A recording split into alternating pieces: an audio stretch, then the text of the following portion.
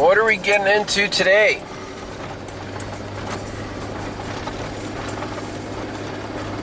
My friend has a problem with his 2004 Toyota Tacoma.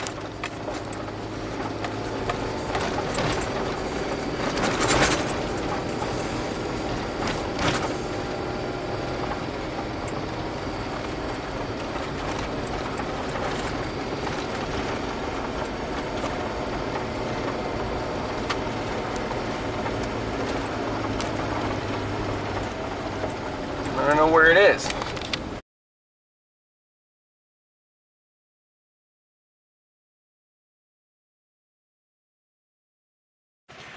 Alright, here's the situation. There's the taco, so not too bad, didn't slide too far off the road. We got a side-by-side that's anchored to a tree with a weak sauce 3,500 pound winch, and it's not enough to flip the truck over. So we got to come along to assist, and when this thing starts coming over, I'm guessing it might touch this tree, and we'll just have to pull it back a little bit. But we just want to, you know, it's starting to lift. Go ahead, Jeremy, pull it in a little bit. Yep, we're definitely, so once it starts coming over, it'll get easier.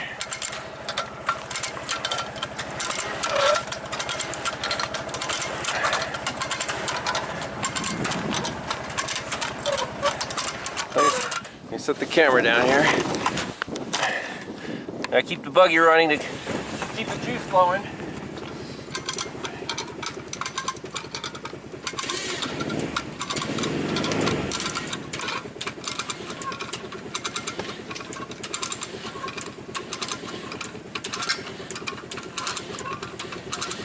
Alright, good. Keep pulling.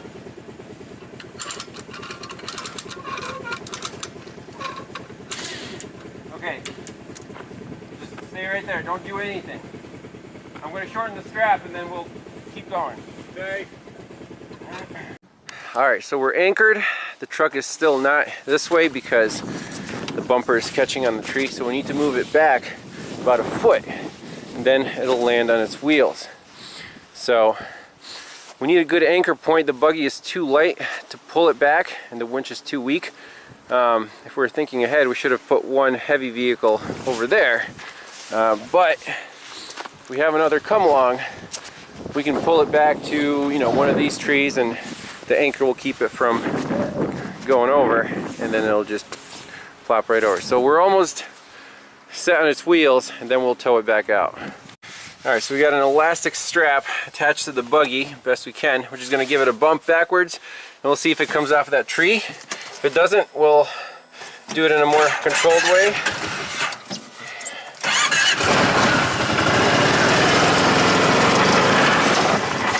Almost.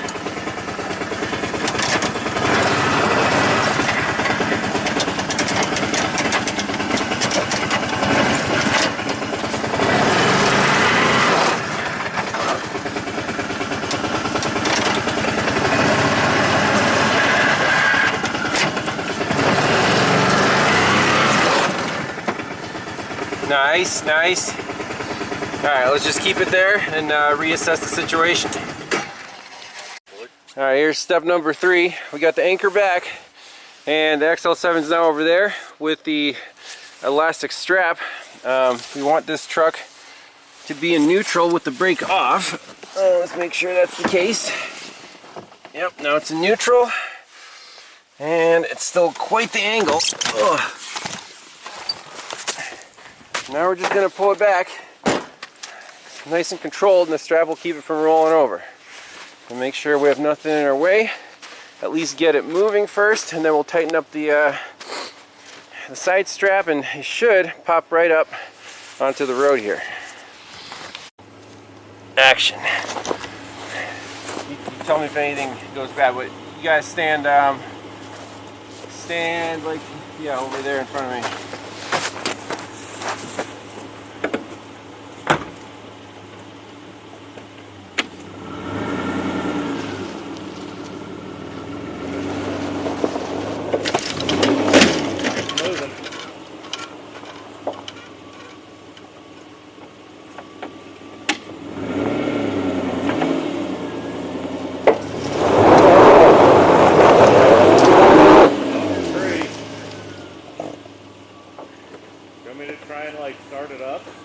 No, we're not starting it.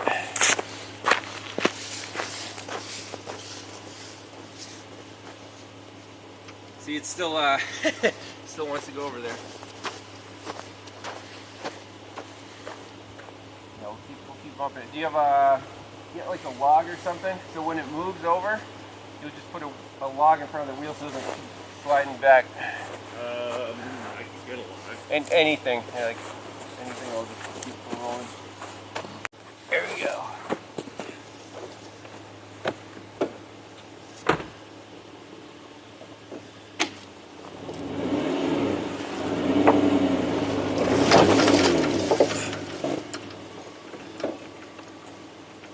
How much did that go? I mean, we're off the tree by All right. 2 foot. All right, logs under the tire. Yeah, kind of. Push it all the way under there. Yep, all the way. Okay, good. Good there. Yeah, I'm just gonna keep going. Make sure that tree's not gonna hit the cab. I think we're good. Is that wheel fucked up now? No, it's fine. What's wrong with it? I don't know. It looks like it's...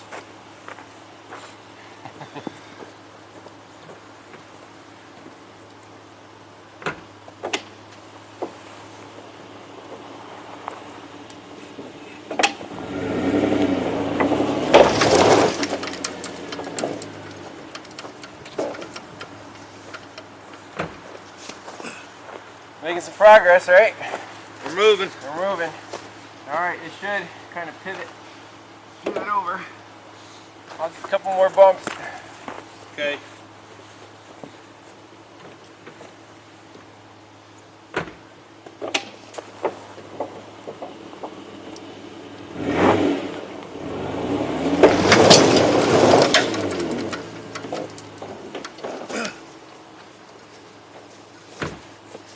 Nice, okay, it's coming up. I think we're getting close. A few more.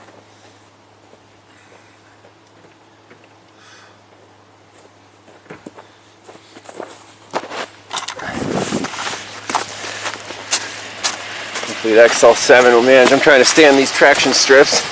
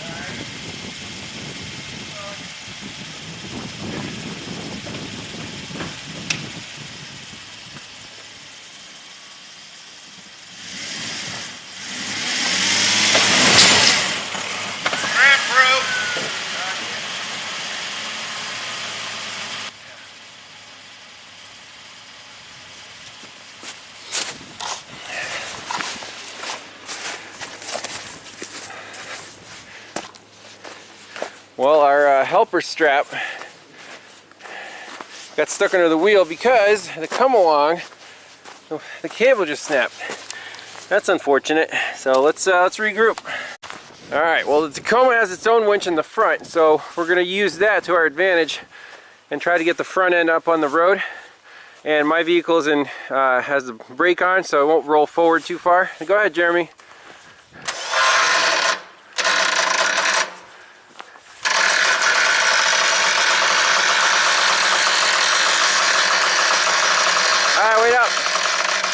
Wait up!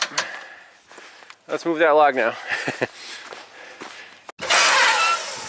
Alright, now we can move the log. Thing out of here.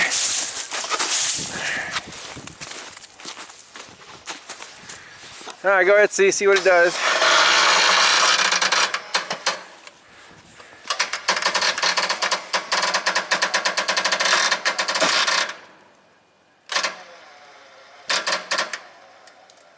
Alright, wait. Let it go a little bit. Alright, a little more. Let's get that crap from under the tire. It's preventing it from sliding up. Okay.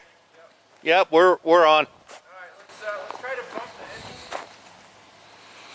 I'm going to bump it.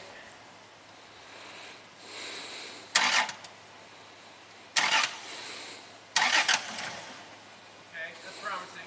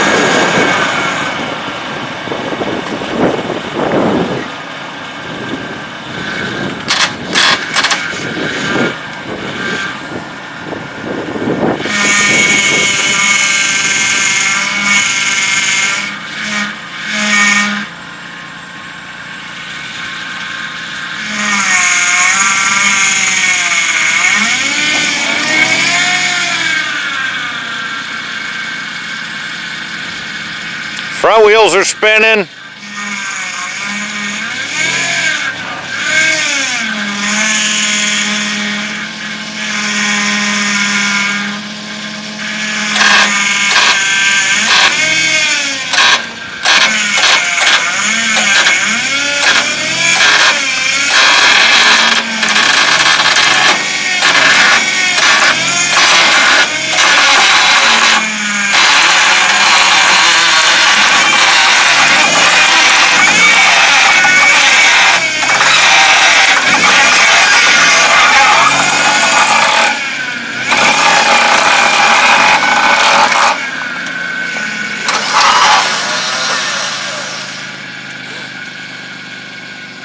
It wants to pop on the road. That's pretty badass, right? I like the width. You should get one from my truck.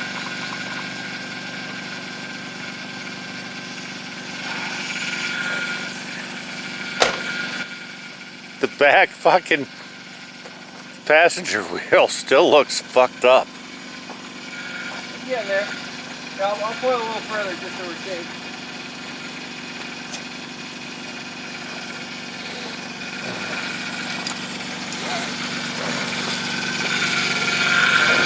A or B. The bumper saves lives. You see it there. Let's see here. All right, so we're almost out of the woods. We're still a little over on the rear axle, but we'll just keep pulling it and it should drive forward, and I'll keep my strap hooked up here. So if anything, the rear end won't want to go that way. So a few more bumps. All right, let's bump it in.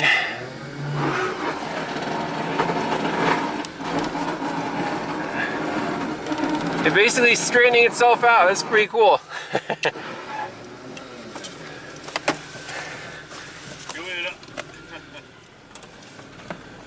There we go. I think we're good.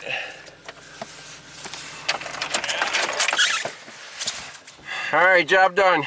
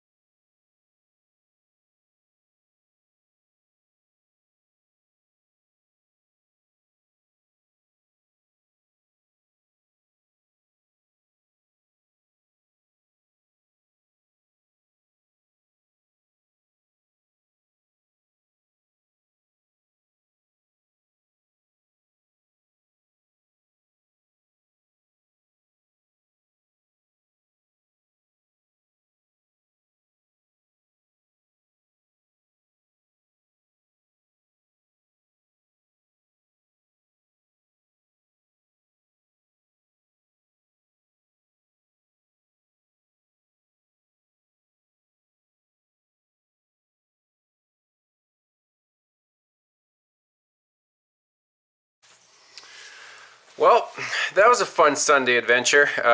Wasn't planning on that, but hey, if a friend needs help, we're there, and got Jeremy's truck back on the road. It started right up, no blue smoke. I mean, that Toyota, 315,000 miles, bomb-proof.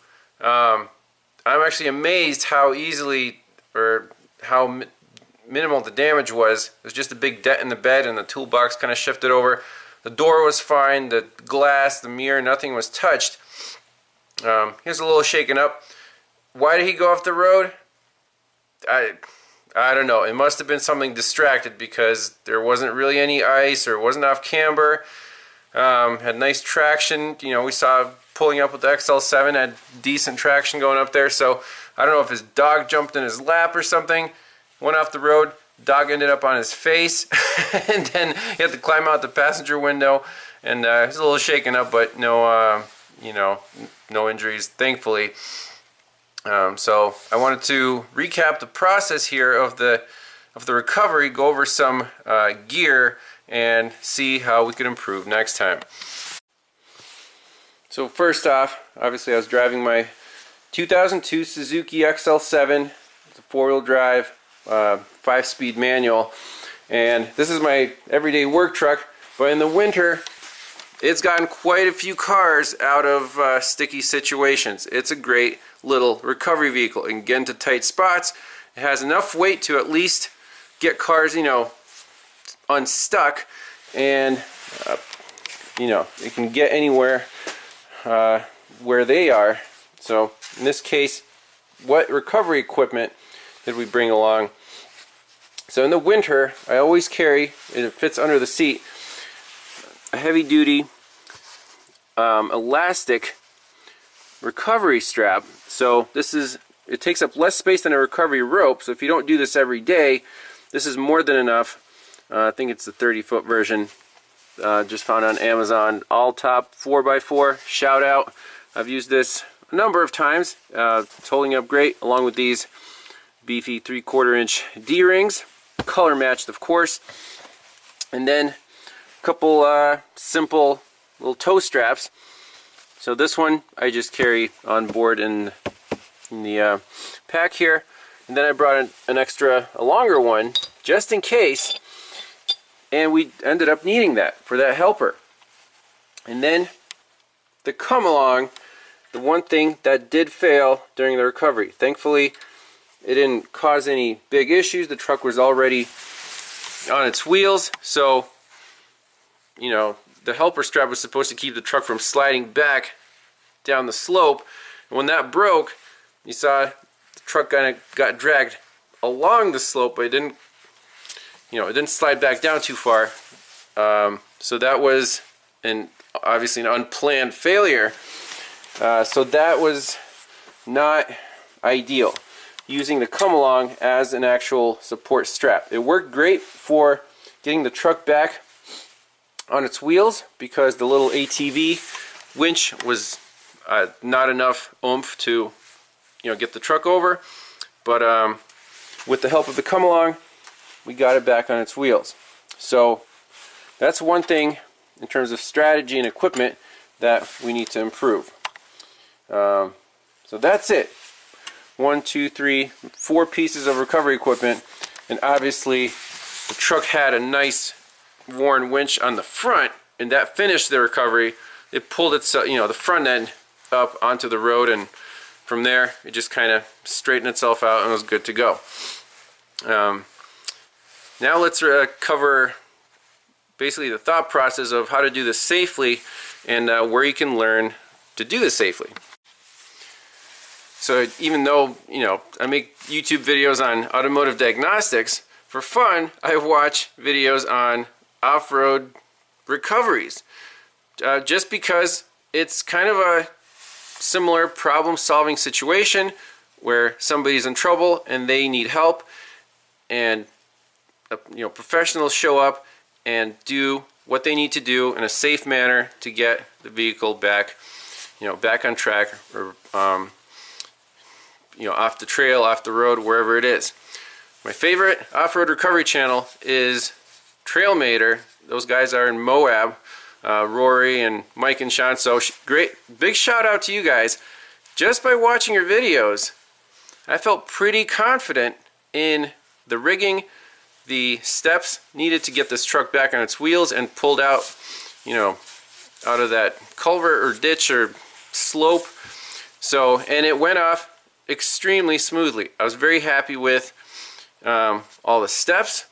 We kind of broke it down. You know, first get it on its wheels, then pull it back, then secure it, then actually once it was mostly on its wheels, we gently bumped the engine first, because there's always a chance that oil gets into the cylinders when the vehicle is, it wasn't on its roof, but it was on its side. Engine spun right over, zero blue smoke, oil didn't get anywhere bad. I actually checked the oil level afterwards. It was, you know, halfway between the low and the full marks. Didn't need to add any oil, and I guess the power steering was whining a little bit. It was a little low on fluid to begin with, but that was not a big deal. So just by watching videos, I felt pretty ready to attempt this recovery. Also, other good channels. There's Matt McKenzie down in, I think he used to be in Florida, doing like mud recoveries, and then obviously Matt's Off-Road Recovery, also in Utah, doing mostly sand recoveries with, you know, with the Kinetic ropes. So we used all the methods here. We used rigging, winching, and the Kinetic rope, which did absolutely what it needed to do. Even the little buggy could move the Taco back enough so it got off the tree and went onto its wheels, and then we got the XL7 hooked up, and you know, the traction was a little limited, but using those bumps about maybe 5 or 6 times, we got the truck far enough back, so then hooked up the front winch and got it back on the road. So everything worked out perfectly. So thank you to those guys for sharing their expertise for free on YouTube. So we all learn together, and it's a beautiful thing. Now let's see, I just got back from Harbor Freight. I bought a couple more things to assist in the next recovery. Alright, first of all, I need to replace my little come-along. So this thing I bought maybe 10 years ago, and it's been used for light duty stuff like pulling Subaru engines, you know, to the ceiling. And it's been fine. But this mechanism here for the ratchet straps, or for the ratchet mechanism, it's kind of janky. It doesn't always engage very well. Sometimes it slips. Like, you know, you push that, you push this. It's supposed to lock in, but it doesn't always engage the teeth, especially under load. So I went out to Harbor Freight and bought the most heavy-duty, expensive one they had. This 4,000 pound double line capacity. It's significantly heavier than this one. I mean, roughly the same size. But this one is much more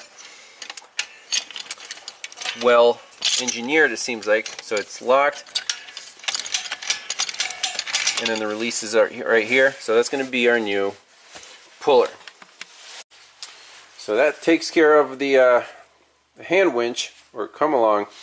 If your vehicle is not equipped with an actual winch, just carry this in your trunk. It'll get you out. It's a little slower, but it does the job, and you can use it. You attach it to any tow point with a combination of straps. Very handy tool. As for straps, I realized that the hooks on this strap don't have the little locking tab, which is actually quite important, because if this gets loose, the hooks can just drop out, and then it's not, you know, as safe and reliable. So get a strap with nice beefy hooks with the little clip. So I got another one at Harbor Freight, just a simple 20-foot tow strap with these hooks. So I'm going to keep that in the truck. And then for the you know, that line, the helper strap, instead of a come along, how do you adjust the length of a strap? Well, can you use a heavy duty tie down? Remember, we're not pulling with this thing, it's just there for support. It needs to be strong, but we're not yanking on it or anything. So something like this might be the ticket. You know, also has this type of hook, so I mean, you can hook it to a strap like that. Again, this is not professional gear, but it has to be safe and it has to work. You know, the come along ripped, so I don't really trust even this heavy duty cable. I don't know, is it going to hold up as a support strap, or would this be better? The only way to find out is do some testing, I guess, but not when the truck is 45 degrees hanging on one strap. You know, you don't want to try that. Maybe have two straps just in case. But again, recovery went successfully. My friend, I think, is going to find another used bed because his first bed rotted out. He replaced it with this one from a Southern truck. He got it for 300 bucks. Now it's all dented. So he might try to find another Tacoma bed. Maybe if anyone has a white one out there in comments land, just put it down in the comments. He might buy your used truck bed. But so that's it. Thanks a lot for watching, and we'll see you on the next one. Bye-bye.